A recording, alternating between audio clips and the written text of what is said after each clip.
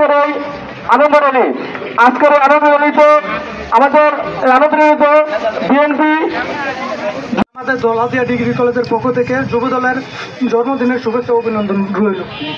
ত্রিপুর উপজেলা জিয়া মঞ্চের সদস্য, রাজবাড়ী ইউনিয়নের সভাপতি প্রার্থী জিয়া মঞ্চের আজকের কোনো সংগঠনের ডাক দিলে আমরা যেরকম 5ই আগস্টে ফ্যাসিবাদীকে তাড়ানোর টাইমে সমস্ত জন্মবার্ষিকী অনুষ্ঠানে সাইফুল ভাইয়ের নেতৃত্বে আজকের যেই পথ র্যালি যুবদল হিসাবে ঘোষণা করা হবে। আর একটি কথা আমি বলতে চাই, আপনারা দেখেন এই বাংলাদেশের মধ্যে আমরা 70 বছর কোথাও কোনো মিছিল, কোনো মিটিং সভা কোনো কিছু করতে পারি না। দিনে ওনাকে ফুটবল ফুটে জয়যুক্ত করে মহান সংসদে প্রেরণ করব।